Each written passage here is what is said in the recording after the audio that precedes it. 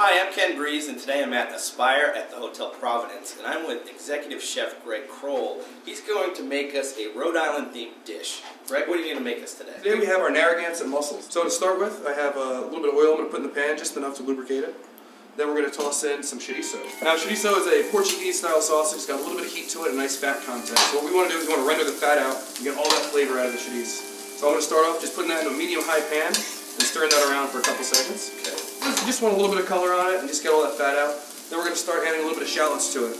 Just julienne these shallots nice and thin so they'll cook very quickly. These mussels that I chose are Johnny Blue mussels. They're coming from Maine. They grow on these giant ropes that go all the way down to the bottom, and they'll be actually about 60 to 70 feet below the surface of the water. Wow. So being in that colder water gives them a little bit of a different shell structure. It gives them a thicker shell and a sweeter body to them. So now that I've got the shallots rendered down, I'm going to add a little bit of garlic.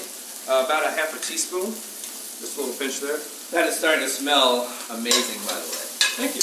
And now we're going to add a little bit of diced cherry tomatoes. Toss those in the pan, let them render down and soften up. And then we'll add our mussels. Now mussels are very fast cooking food. I'm going to put about a half a Naragansett lager now, add to the sauce.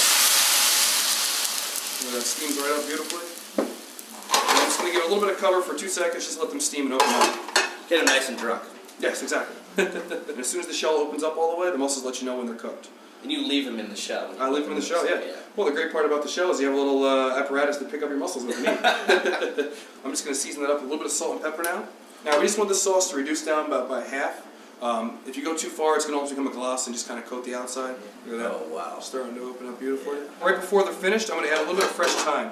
You always want to add your fresh herbs at the end. It allows them to bring out the full maximum potential of it without getting green or overcooked. So I'm just going to take some fresh thyme, pull it right off the stem here, and throw that right into my broth and let that reduce down.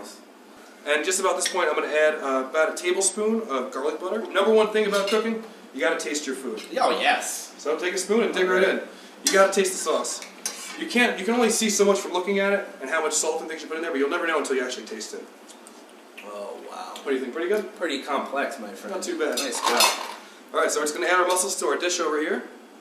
Pour that juicy broth down first and let them swim in it. Top that off with some grilled bread. A little bit more fresh thyme, and there we go, our Naragansett mussels. That is a Rhode Island snack right there.